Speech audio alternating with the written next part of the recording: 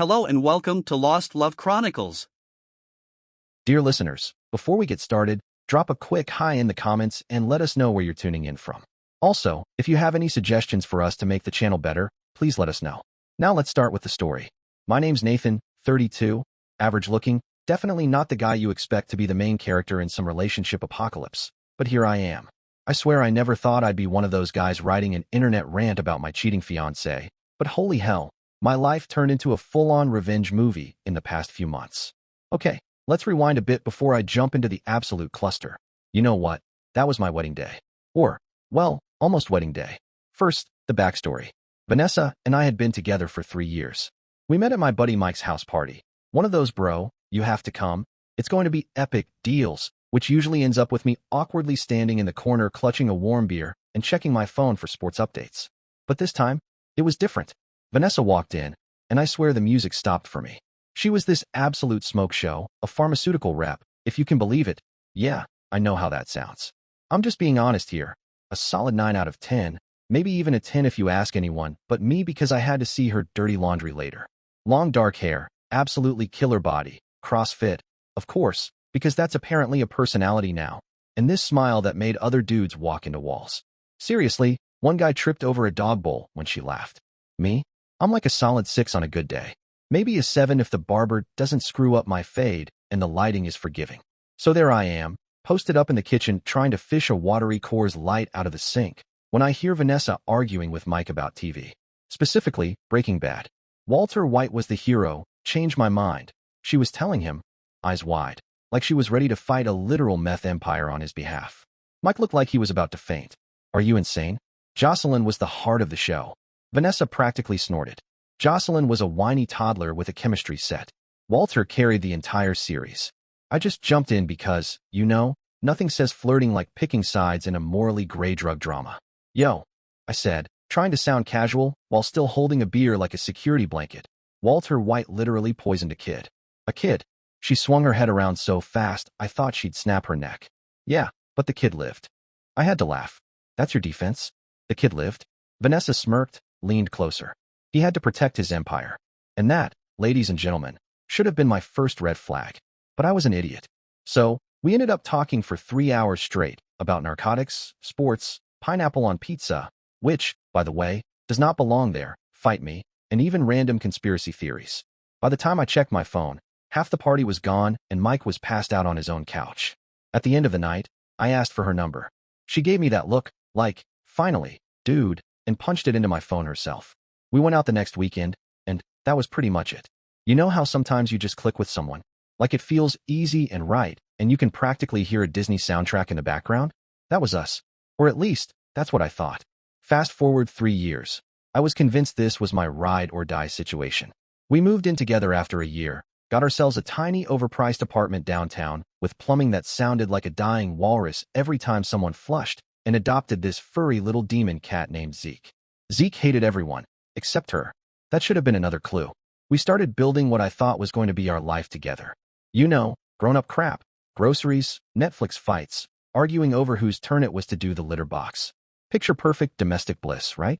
Until everything went to hell. I was all in, man. No half measures here. I did every little thing you're supposed to do to keep your girl happy. Random flowers? Boom. Surprise coffee deliveries to her work? You bet. Cute notes stuck to the mirror, like, you're the best thing that ever happened to me, and occasionally something spicy if I was feeling bold. Every special occasion, I went full Disney Prince mode. Birthdays, anniversaries, those dumb little month-anniversaries you do at the beginning because you're an idiot in love. I made sure she felt like Beyoncé, straight up. And Vanessa? She liked expensive stuff. I might have grumbled about it sometimes, but hell, I still made it happen. That's what you do when you're in love, right? Or so I thought. I really believed I was building something real, memories, a future, the whole grow old together package. So when I proposed last year, I did it big. Fancy rooftop restaurant, 3 months of salary on the ring. Yeah, 3 freaking months, because Vanessa had expensive taste, and I wanted her to have her dream. She cried when I asked, said yes, hugged me like she was never letting go, then posted 50 photos on Instagram. 50. In one night. The captions were all, I found my soulmate. Can't wait to spend forever with my best friend. That kind of syrupy nonsense. Well, that aged like milk in a hot car. The wedding planning? Oh my God, it was intense. Vanessa was basically the general of the wedding army. She wanted perfect. And when I say perfect, I mean borderline royal wedding perfect, 200 plus guests, a fancy venue at this historic hotel downtown, a 5-course dinner, a top-shelf open bar that cost more than my entire car. Her parents helped with a lot of the cost. Thank whatever deity is listening for that, but it still slammed our savings pretty hard. Did I care? Nope. I was just happy she was happy. I mean, personally, I would have been fine getting hitched at the courthouse and grilling hot dogs in the backyard after. But this was her dream wedding, and I wanted to give her that. Plus, seeing her so excited about flower arrangements, cake tastings, and, I kid you not, something called a charger plate, it was kind of cute. She'd come home from work all hyped, pulling up Pinterest boards. Nathan, look at these flowers. You think ivory or blush? Blush. She'd grin like I'd just solved world hunger. I knew you'd get it. Every night it was something new, napkin folds, guest list drama, a band versus a DJ debate, the works. I just let her have at it. Everything was going smooth. Too smooth, really. If I had half a brain, I'd have known that's when life usually knees you in the balls. And the weirdest thing is, even now, I can't really tell you when things started feeling off. It was just vibes, you know? Like when you leave the house and suddenly wonder if you left the stove on, except times 100. I started picking up on little things about a month before the wedding. Nothing big at first. Vanessa was going out with her girls more, staying out later, getting weirdly private with her phone, flipping it over every time it buzzed. Classic suspicious crap, right? Straight out of every cheating story. But when you're in it, when you're literally planning a wedding with someone, picking out rings and worrying about seating charts, you ignore that stuff. You make excuses. She's just stressed about the wedding, I told myself. She needs to blow off some steam, I told myself. I'm being paranoid, I told myself. Man, what an idiot I was. So it's, like, 10 days before the wedding, and Vanessa tells me she's going to this girl's night at Warehouse 13. If you're not local, Warehouse 13 is basically this massive converted warehouse where they throw these all-night raves. The kind of place where you walk in at 11 p.m. and somehow it's 6 a.m. and you're missing a shoe, half your dignity, and maybe a kidney if you're not careful. At first, I didn't think much of it. Vanessa had been stressed, or so I thought, and her friends wanted to throw her a sort of pre-bachelorette send-off since her actual bachelorette was going to be super tame, wine tasting with her mom and her aunts. You know, the classy stuff. Plus, her best friend Megan was organizing it, and Megan was usually responsible. Usually. So Vanessa gets all dressed up for this rave. And when I say dressed up, I mean like she was about to headline Coachella, tiny sparkly crop top, those high-waisted shorts that basically showed the whole zip code of her, but glitter everywhere. She looked like a human disco ball. I remember joking with her. Damn, you trying to find husband number 2 already? She kind of stiffened up at that, but laughed it off. Should have been a red flag, but nope, I was still in that trusting fiancé mindset. Like a dumb. Anyway, she heads out around 9 p.m. with Megan and a couple other girls. Around midnight, she texts me. Everything's great. Having fun. Miss you. Love you. You know, the usual Hallmark crap. Then, radio silence. Nothing. Until 6:30 a.m. She comes stumbling in, and I mean stumbling, looking like she'd survived a small war. Hair a mess, glitter smeared, one eyelash halfway to Mars. She mumbles something about losing track of time and her phone dying. Classic rave excuses. I remember thinking, yeah, glitter gets messed up at raves, no big deal, right? Wrong. So wrong. Fast forward to a week before the wedding. I'm at work, trying to crank through a project deadline, even though my brain is basically melted from wedding planning. My phone buzzes. It's Caleb. Now, Caleb is not the type to call during work hours unless the world is on fire, so immediately I knew, this is going to be bad. He starts with, yo. And I could hear it in his voice, man. That tone that tells you you're about to get hit by a freight train. Listen, man, I didn't know how to tell you this, he says, and my stomach straight up drops. Turns out Caleb's cousin, who, no lie, everyone calls DJ, was at Warehouse 13 that night. Now DJ is one of those guys who basically lives in the rave scene, knows everybody, sees everything, never misses a beat. Apparently, he saw plenty. According to DJ, Vanessa wasn't just dancing with the girls. She was hanging all over this dude, some DJ who goes by Voltage, or some stupid like that. Seriously, Voltage? Who calls themselves Voltage? And it wasn't just like normal dancing. They were getting really close, flirting, and acting all over each other, the whole works. But it gets even more unbelievable, or worse, depending on how you see it. DJ, who's Caleb's cousin, said he saw them slip into the DJ booth area around 3 a.m. Let me repeat that. The DJ booth. They come stumbling out like 45 minutes later, Vanessa fixing her shorts, and this Voltage clown looking all smug like he'd just won the Super Bowl. Real subtle, right? I'm sitting there at my office desk, trying not to throw up or put my fist through the drywall, or, honestly, both. Caleb is still talking, trying to explain, but all I can hear is this high-pitched ringing in my ears, like my brain was short-circuiting. You know that moment when your whole world just shifts? Like everything you thought was solid just crumbles like soggy cardboard? Yeah, that. But hold up, there's more. Because Caleb, absolute MVP friend material, had already done some digging.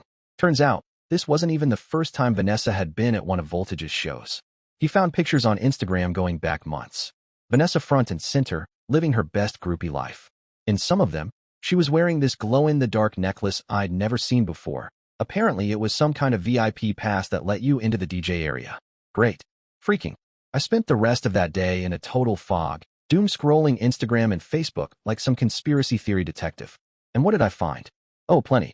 Videos, pictures, Vanessa in the background of other people's stories, getting all cozy with Voltage. This guy was exactly what you'd expect. Tall, covered in tattoos, and with a man bun so greasy, it looked like it could oil a bicycle chain. The kind of dude who thinks pressing play on a MacBook makes him a musical genius. The worst part? In every single picture, every video, she's wearing her engagement ring. The one I spent 3 months of salary on. The one she cried over and said was perfect and everything she ever dreamed of. I didn't confront her right away. Nope. Something in me just snapped. Instead of blowing up or calling her out, I started forming a plan. If she wanted to play games? Cool. I could play games, too, and I was about to go pro. So I went into full detective mode. And let me tell you, when you actually look for red flags instead of ignoring them, that hits you like a freight truck. First stop was our shared credit card statements. Yeah, we had a joint account for wedding expenses, another top-tier life decision on my part. I found a bunch of charges from clubs and bars on nights. She told me she was wedding planning with her friends. Unless David's bridal had a second location inside a nightclub, something was definitely off. But here's where Jocelyn comes in. Quick background. Jocelyn was one of Vanessa's bridesmaids. They weren't super close. Vanessa only asked her because they worked together, and it would have been awkward not to include her. Jocelyn was this absolute smoke show redhead. Not going to lie, I'd always thought she was crazy attractive. But I was faithful, unlike some people, so I never did anything about it. So I decided to reach out to Jocelyn. She always seemed, I don't know, less caught up in Vanessa's constant bullshit than the other bridesmaids. Plus, she'd been acting weird lately, like she knew something but couldn't say it, side-eyeing Vanessa every time she talked about wedding crap. I shot her a text. Hey, got a minute to talk? It's about Vanessa. 2 seconds later, she hits me back. Finally figured it out, huh? My heart just fell into my socks. Turns out Jocelyn had known something was up for weeks. Vanessa had been bragging to her, straight up bragging, about this hot DJ she'd been talking to, showing off their DMs like they were freaking fan mail. But wait, it gets even dumber. Vanessa told Jocelyn that we had an understanding, that I was cool with her having fun before the wedding. Excuse me, what? Apparently, my lovely fiancé had been telling people we had an open relationship. News to me. According to Jocelyn, Vanessa had been feeding this steaming pile of BS to half the friend group, just to justify hooking up with Voltage. Even showed Jocelyn some texts where she was planning to meet up with him after the honeymoon. The audacity. Jocelyn was furious, too. She grabbed screenshots, so many screenshots. Texts between Vanessa and Voltage going back months, apparently starting when they met at another rave back in March. Fun fact. In March, Vanessa told me she was at a pharmaceutical conference in Vegas. Yeah, sure. Conference. They'd been hooking up on and off since then, but things really heated up as the wedding got closer. Some highlight cringe from their messages. Vanessa, can't wait to see you tonight. Save me a spot in the booth.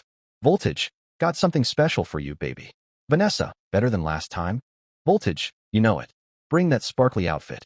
And my personal favorite, kind of excited to be a bad girl before I have to be a good wife, lol. I wanted to puke. 3 years of my life, a $15,000 ring, all the plans we'd made.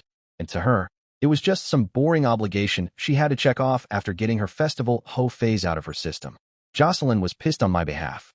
Vanessa had apparently been clowning on me to her friends, too, calling me safe and reliable, like I was a freaking Honda Civic. Yeah, well, I'd rather be a Civic than some crusty rave bro named after a light switch. Jocelyn was done with Vanessa's two-faced crap, and I was done being the reliable backup plan. So we met up at this coffee shop, spent like 3 hours going through every screenshot, every video, basically building our case like the world's pettiest FBI agents. Jocelyn actually came up with a masterstroke. She sipped her latte, leaned across the table with this evil little glint in her eye, and went, "If she wants an audience for her drama, let's give her one she'll never forget." So we decided to get everything ready, screenshots, photos, even videos random people had sent us from the rave. Jocelyn had this friend, Kevin, who worked AV at the venue, so setting up a nice little humiliating slideshow wouldn't be a problem at all. But the best part of this planning session? Watching Jocelyn get all fired up about exposing Vanessa. I swear, it was like she'd been waiting for this moment her entire life. She was going off, ranting about what a trash human Vanessa was, her face flushed, eyes sparkling, hands flailing around with pure rage. And man, there was a moment, I felt it, like something just clicked between us. That spark, that chemistry, you know? But we didn't act on it. I mean, come on, I'm not that much of a creep. The next few days were rough. Acting normal around Vanessa while knowing what I knew, it felt like starring in some twisted Shakespeare play. She'd be talking about our future, showing me seating charts, getting hyped about honeymoon plans, and meanwhile I'm sitting there plotting her social destruction like a Bond villain. The hardest part? She actually seemed excited about the wedding. Like, genuinely happy. And every now and then, I'd catch myself, almost feeling bad for what we were about to do. Then I'd remember those texts, sparkly outfit, bad girl, DJ Voltage's crusty man-bun face, and poof, any sympathy evaporated in half a second. Plus, anytime I started second-guessing the plan, Jocelyn would come in clutch with another screenshot or another story about Vanessa talking crap behind my back. Nothing kills pity quite like discovering your fiancé called you boring in bed to her coworkers. Boring in bed. That one still stung, not gonna lie. 3 days before the wedding, I was practically crawling out of my skin. Vanessa was running around like a bridezilla on steroids, calling vendors, obsessing over chair covers, double-checking flowers, you name it. Meanwhile, I was sneaking off to secret meetings with Jocelyn and Kevin, putting together what we'd officially dubbed Operation Festival Fallout. Quick shout out to Kevin, by the way, absolute hero.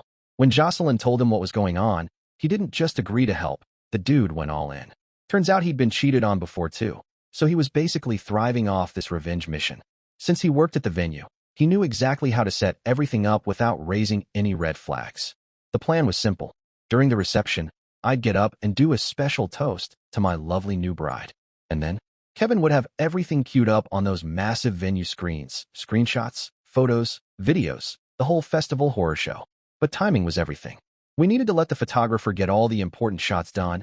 I wasn't about to waste my parents' money on a half-finished wedding album, and definitely wait until after her dad's speech.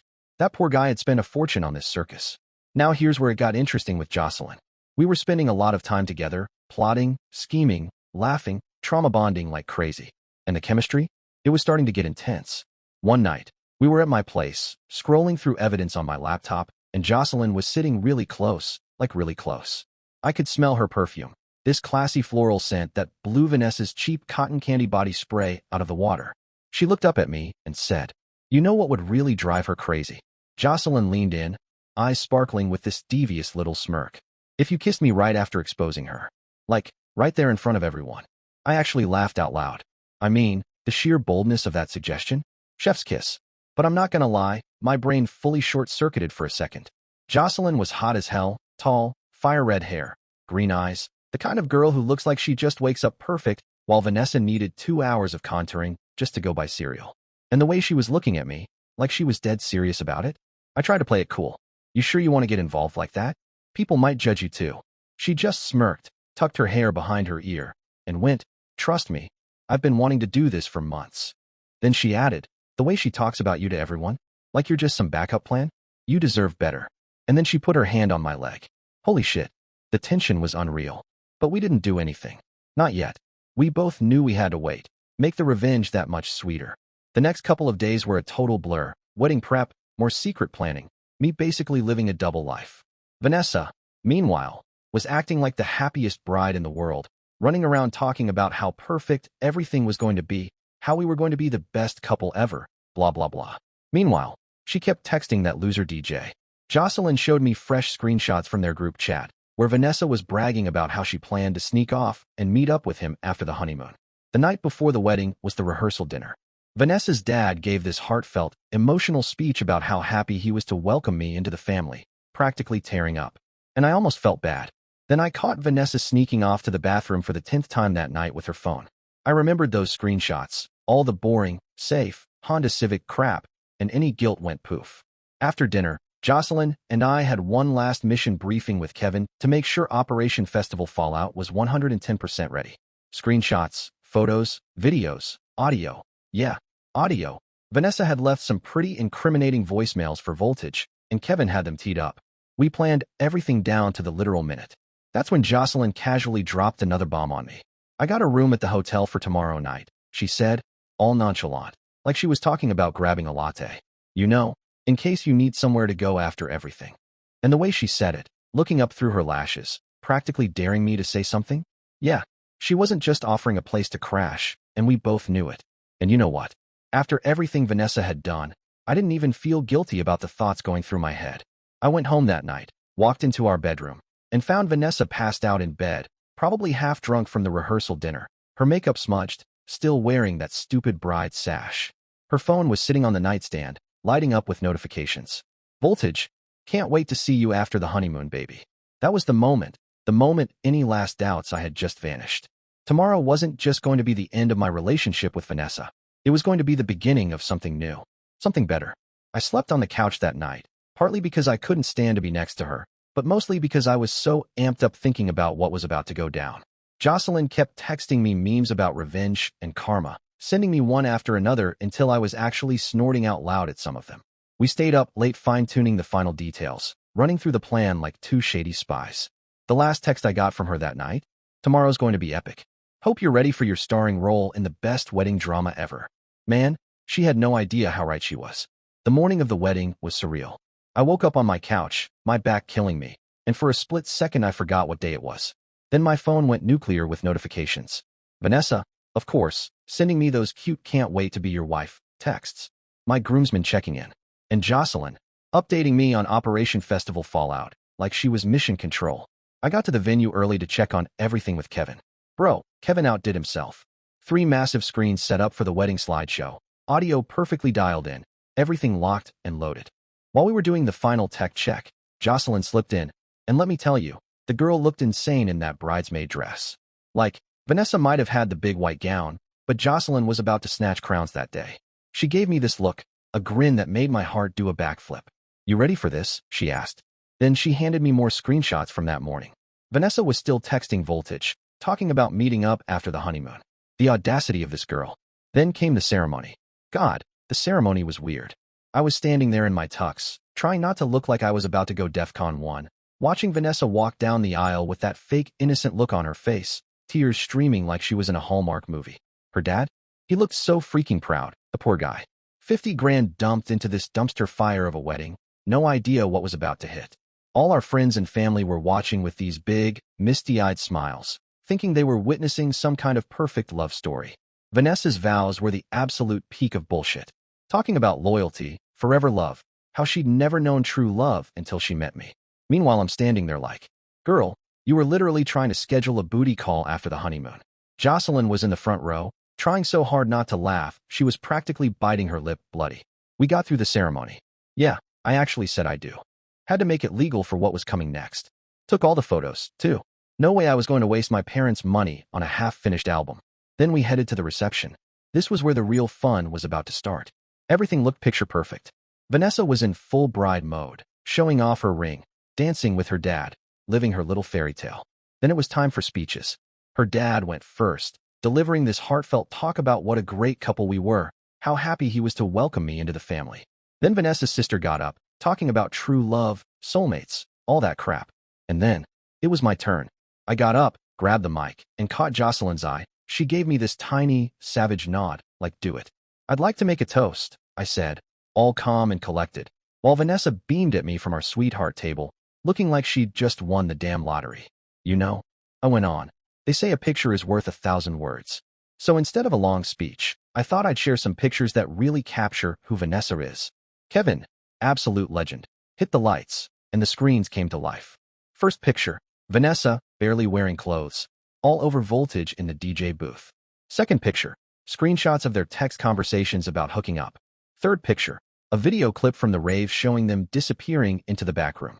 The entire room went dead silent. Vanessa's face went from confused to absolutely horrified in about 2 seconds flat. Her mom let out a gasp so loud I thought she might faint. "There's more," I continued, "because I was all in now. Let's hear what the bride really thinks about her new husband. Kevin queued up the audio, Vanessa's voicemail, slurring about how she was just settling for me because I was humble and boring, but voltage was the real excitement. Vanessa jumped up, screaming, "Turn it off." But Kevin, again, MVP of the decade, just cranked it up louder. "What's wrong, babe?" I asked into the mic, trying to sound genuinely confused. "I thought you wanted an audience for your festival life. Isn't that what you told Voltage?" Her dad was on his feet now, red as a tomato. Her mom was full-on ugly crying. Most of the guests had their phones out, either filming or covering their mouths in shock. Vanessa tried to save it, running up to me, sobbing about how it wasn't what it looked like, and we could talk about it. That's when I hit her with the final nuke. "Oh, and that stuff about meeting up after the honeymoon," I said, nice and casual. "Yeah, I saw those texts too. But don't worry, I won't be around to bore you anymore." I handed the mic to the DJ, our DJ, not Voltage, LOL, loosened my tie, and turned straight to Jocelyn. She stood up, giving me this sexy little smirk, and I swear I'd never wanted to kiss someone more in my entire life. So I did. Right there in front of everyone, I kissed her. And let me tell you, that kiss was electric. Way better than any kiss I'd ever had with Vanessa. The whole room erupted. Half gasping, half cheering, total chaos. Vanessa was shrieking something, but honestly, with Jocelyn in my arms, I couldn't hear a damn word. We walked out together, hand in hand, leaving Vanessa standing there in her $7,000 dress, mascara running, reputation in flaming ruins. I heard later she tried to claim I'd faked the whole thing, but Kevin, genius that he is, had hooked up the venue's video system to record the entire meltdown. Receipts secured. So there we were, walking out of the reception hall with the sounds of chaos still exploding behind us, and Jocelyn looked at me and went, "Want to really give them something to talk about?" And that hotel room she'd booked? Yeah, we were about to make damn sure it was worth every penny. But first, we had to make it through the lobby, which, let me paint you a picture, looked hilarious. Jocelyn in her bridesmaid dress, me in my tux with the bow tie undone. We were basically sprinting for the elevator while wedding guests were still arriving for the reception. The looks we got? Priceless. And then, the cherry on top, we ran into Voltage. No joke, this clown actually showed up at the hotel, probably thinking he was going to be Vanessa's little side piece after the reception. He took one look at us, recognized me from the slideshow of doom, no doubt, and went pale as a damn ghost. Jocelyn, absolute queen, just winked at him and said, "Sorry, she's a little busy having her wedding ruined right now." Voltage's jaw about hit the floor, but we just strolled past him into the elevator like it was the most normal thing in the world. Got up to the room, and my phone was exploding with notifications. Vanessa, of course, calling and texting nonstop, trying to do damage control. Her friends sending me angry messages. My friends sending me virtual high fives and congratulations. Random wedding guests already posting the video of the meltdown on social media. But honestly, couldn't have cared less. I'm going to keep this somewhat PG-13, but let's just say Jocelyn had been holding back a lot of feelings, and those feelings got thoroughly explored. Around 4 a.m., we finally checked our phones. Holy shit. Vanessa had gone full-on psycho at the reception after we left. She was trying to convince everyone the photos were fake, screaming that I had made it all up, the works. But then some absolute genius, probably Kevin, MVP forever, started piping the audio of her voicemails through the venue speaker system. Vanessa? She tried to climb up on a table to unplug the speakers. In her wedding dress. The thing ripped. Her mom was having a meltdown. Her dad was at the bar pounding shots. Honestly, mood. Apparently half the guests were either filming or posting live updates to the family group chat. And the memes, oh man, the memes were already starting to roll in. But the best part? The twins showed up. Yeah, what Vanessa didn't know was that Jocelyn had invited these two smoking hot yoga instructor twins we knew from the gym to the hotel bar after the reception, part of the plan we hadn't even gotten to yet. So while Vanessa was having her bridezilla meltdown back at the venue, these twins were posting stories from the hotel bar, tagging me, like they were clearly waiting for someone. Jocelyn sees this, gets this absolute evil genius grin, and snaps a picture of the two of us in the hotel room. Nothing explicit, just very clearly together if you catch my drift, and posts it with the caption, "Sorry girls, might be a little late to the after party." Vanessa lost her mind, started blowing up Jocelyn's phone, calling her every name in the book. Jocelyn, queen moves only, just screenshotted everything and kept posting it. The twins started throwing even more gasoline on the fire, posting thirst trap stories like, waiting for the real party to start. The internet was eating this stuff up. By morning, the whole thing had gone viral in our city's social circles. Vanessa's reputation? Absolutely nuked. Voltage's DJ career probably didn't benefit either, seeing as someone, 99% sure it was Kevin, had leaked screenshots showing he'd knowingly been hooking up with an engaged woman. Real class act, Voltage. Around noon, we finally emerged from the hotel room. And who do we see chilling in the lobby? The twins. Ava and Allison, fresh as hell in their yoga gear, all smiles and glowy skin. Meanwhile, Vanessa's friends were dragging themselves through the lobby looking like raccoons, mascara smeared, heels in their hands, total walk of shame vibes. Jocelyn, queen of chaos, leans over and goes, "Brunch." So picture this. Me, still in my tux pants with the shirt, but no jacket.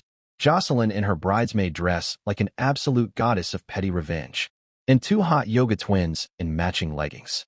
Sipping mimosas on the hotel patio while wedding guests checked out in varying states of shock.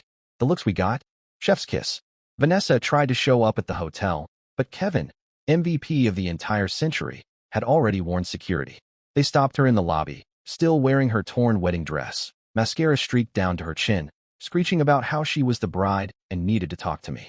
They escorted her right back out while we watched from the patio, raising our glasses in a perfectly petty toast. I was the one who said, "You know what? Let's just go back to my place. Who the hell needs to be sensible after getting cheated on?" Jocelyn's face lit up at that suggestion, and I knew the revenge tour was only getting started. After brunch, we headed to my apartment. Well, technically still mine and Vanessa's place. But let's be real, she was done there. Jocelyn immediately started making herself at home, kicking off her heels, grabbing a drink from the fridge like she'd lived there for years. The twins were wandering around, exploring in that nosy but cute way hot girls can totally get away with. Me? I was just sitting there, trying to process how the hell my life had turned into a cross between a soap opera and a revenge comedy. Then Jocelyn, absolute menace, goes digging around in the bedroom and finds Vanessa's secret drawer. Holy shit. All that festival gear Vanessa had been wearing to meet up with Voltage? Yeah, there was way more. Multiple sparkly outfits, glitter body chains, a couple of those giant platform boots that were definitely not for work, and a bunch of other things I'm not even going to describe here because I don't want this post getting flagged. The twins thought it was hilarious. I mean, downright comedy gold. They started playing dress up, trying on all of Vanessa's sparkly rave gear, snapping selfies like they'd found a lost treasure chest. Jocelyn, meanwhile, pulls out this super expensive bodysuit Vanessa had bought for our honeymoon and slides into it like it was made for her. She does a little spin and goes, "Honestly, looks better on me anyway." I was about to agree, probably out loud, when we hear keys jingling at the door. Vanessa bursts in like she's about to serve eviction papers on a squatter. Technically, yeah, her name was still on the lease, but come on, read the room. She was probably expecting me alone, miserable, maybe crying into a beer. Instead, she walks into this. Jocelyn rocking her honeymoon lingerie. Ava and Allison, the twins, strutting around in her festival gear, giggling like they were at a bachelorette. And me, kicked back on the couch, living my absolute best life. The noise Vanessa made, honest to God, I didn't know humans could hit that pitch. What the hell is this? Mascara still streaked from crying the day before, hair a full rat's nest, still in yesterday's clothes. She looked like a raccoon who'd lost a fight with a dumpster. Jocelyn, cool as ever, looks her dead in the eye and goes, "Oh, just a little fashion show. Your stuff is super cute though. Not very bride-like, is it?" Vanessa lunges for her, hands out like a rabid possum, but Ava, or maybe it was Allison, I honestly couldn't tell with them swapping clothes every 5 minutes, just steps in between them, calm as a yoga instructor, and goes, "Honey, you might want to fix your makeup before starting more drama. There are already enough videos of you losing it on the internet." Vanessa let out this scream. I swear the walls shook, and started frantically throwing random stuff into bags, tears streaming down her face. "I never thought you'd do this to me," she's wailing. The irony was next level. Then she spots the twins rocking her rave outfits and completely loses it. "Those are mine," she shrieks, lunging at them. One of the twins, let's say Ava, for the sake of storytelling, just twirls away gracefully and goes, "Are they though? I mean, they look like club gear to us. Isn't that what you wore to hook up with your DJ boyfriend?" Vanessa freezes, then does this instant 180, victim mode, activated. "Baby, please," she sobs, fake crocodile tears running down. "It was just one mistake. We can work through this. I love you." I was about to laugh in her face, but Jocelyn stepped in first, absolutely nuclear. "One mistake? Should we show him the other videos from last month? Or maybe the ones from Vegas?" Vanessa's face went from fake crying to pure horror in half a second. "You wouldn't," she whispers, looking ready to faint. Jocelyn, cool as a cucumber. "Try me," she says, pulling out her phone. I kept everything. Every screenshot, every video, every drunk confession about all your little adventures. You want me to show him, babe? Vanessa bolts out of the apartment so fast I swear there was a smoke trail, leaving half her crap behind. The door slammed so hard the twins jumped. We spent the rest of the afternoon picking through Vanessa's leftover junk. Yeah, maybe not legal, but after what she pulled, whatever. And that's when we found the diary. Let's just say, Voltage wasn't the only side piece. Jocelyn officially moved in about a week later. And let me tell you, it was like swapping out a moldy sandwich for a Michelin star meal. The twins? Yeah, they became regular visitors, basically our honorary chaos coordinators. Vanessa? Oh, Vanessa. Last I heard she tried to hook up with Voltage again. But that dude had already moved on to some TikTok influencer who probably also thought DJ meant deep emotional connection. Karma's a bitch, huh? It's been about 6 months since what I now proudly call the wedding that wasn't, and I swear, best non-marriage decision of my entire life. Life's been amazing. We redid the apartment, finally ditching all of Vanessa's basic live laugh love farmhouse crap. The place actually looks decent now. More us. Or, well, more me and Jocelyn. Vanessa? She's been on a total downward spiral ever since the wedding meltdown. She tried to save face, posting this 500-word Insta rant about how I was controlling, and she was breaking free from toxicity, blah blah blah. Nobody bought it. Especially after Kevin, absolute legend, leaked even more videos from the rave. She had to shut off comments because people kept roasting her with DJ jokes like, spinning more lies than Voltage. Which, fair. She tried crawling back to Voltage, but he was already busy chasing TikTok clout with some new chick. Last I heard, Vanessa moved to Miami to find herself, which is code for find more DJs to hook up with. Her dad, though, still sends me Christmas cards. Dude's a real one. Makes me laugh every year. The twins still roll through for what we now call Chaos Sundays, basically a brunch that somehow turns into an all-day pool party at their condo. And Vanessa?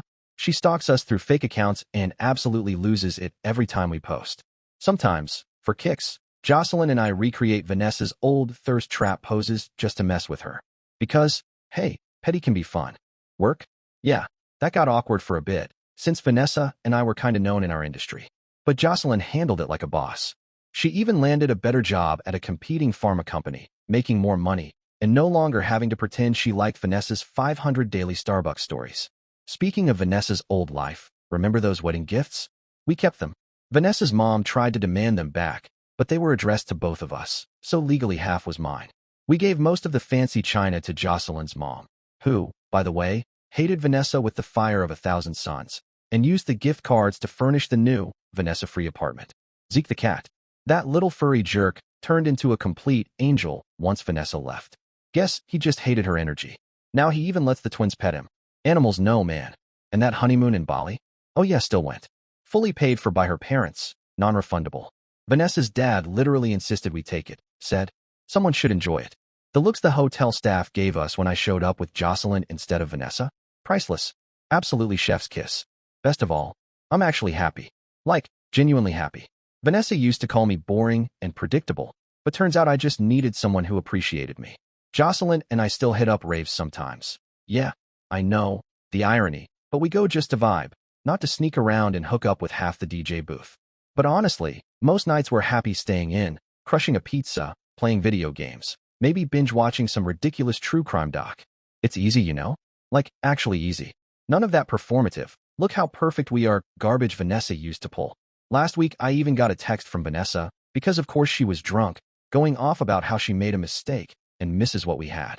Yeah, sure, princess. I just snapped a pic of me, Jocelyn, and the twins at a pool party with the caption, new phone, who this? Maybe that was petty, but after everything she put me through, worth it. So yeah, that's about the end of this absolutely bonkers story. Vanessa? Still alone down in Miami, probably trying to slide into some random DJ's DMs between overpriced bottomless mimosa brunches. Voltage? Doing whatever washed-up wannabe DJs do, pressing play on Spotify, I guess. And me?